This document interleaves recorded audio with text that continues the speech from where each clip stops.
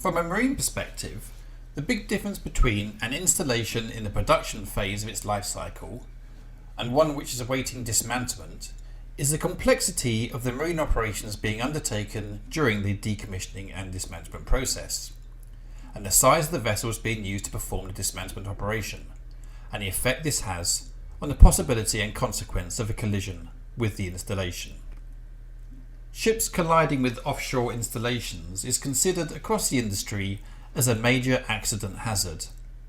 In the worst case, a ship collision may lead to catastrophic loss of structural integrity of the installation and/or fire and explosion on the installation, with the possibility of multiple fatalities.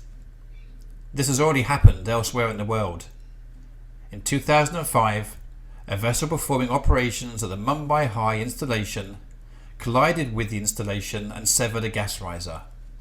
The resulting explosion and fire took the lives of 22 offshore workers. Installations in the UK have been designed to withstand collisions from the types of vessels you would expect to be working in close proximity, typically around supply vessel size of around 5,000 to 6,000 tonnes. And there are numerous design standards and industry and HSE guidance documents covering the necessary structural strength of an installation and the protection of risers and the safeguards in place when performing marine operations with these types of vessels. There are, however, periods of time throughout the life cycle of an installation when a vessel much larger than the supply vessel needs to work in close proximity. Dismantlement is a good example of this, where the heavy lift vessels are considerably larger than the supply vessel. For example, the heavy lift vessel Sleipnir weighs in the region of 50,000 tonnes.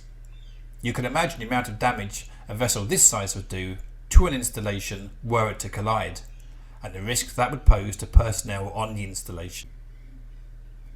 A large amount of planning goes into these operations, and there are a number of safeguards that duty holders put in place to minimise the risk of collision. Not least is the incredibly sophisticated position control systems installed on these vessels and the competency of the people who operate the system. They do not, however, eliminate the possibility of a loss of position entirely.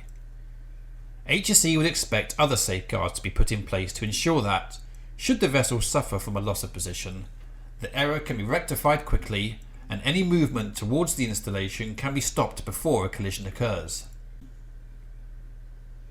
HSE expectation is that, in addition to the existing safeguards for controlling supply vessel and other smaller vessel operations, duty holders consider the following when planning operations with large vessels.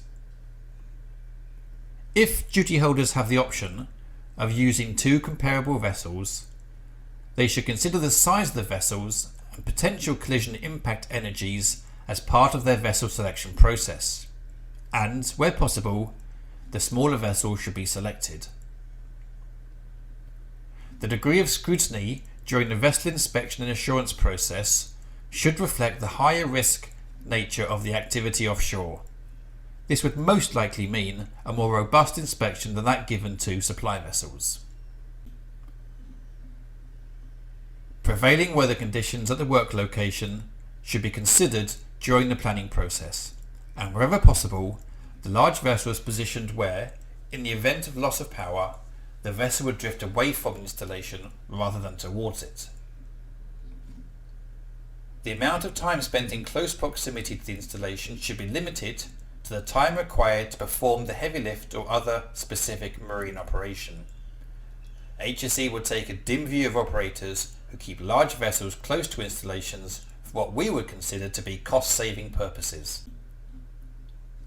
HSE would expect duty holders to calculate the collision energies of large vessels based on the possible speed the vessel would reach if it were to drift towards the installation, and the speed it would reach if it were to drive towards the installation as a result of human error or DP failure.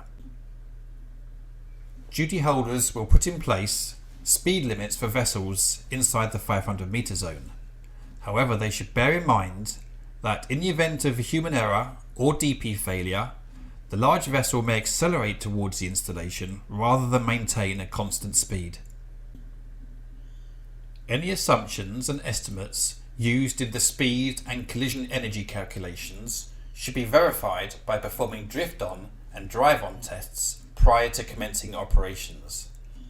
Vessel operators must be able to demonstrate that in the event of an uncontrolled movement towards the installation, the vessel can be stopped and brought under control before a collision occurs. This isn't a definitive list of additional safeguards, and duty holders have a legal duty to assess all the risks associated with the operation and implement every reasonably practicable safeguard to minimise the risk of collision.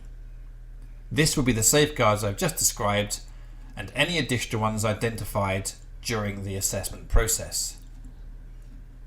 All members of the offshore workforce are encouraged to participate in discussions about collision risk and all other risks and play an active part in helping to keep these types of operations as safe as possible.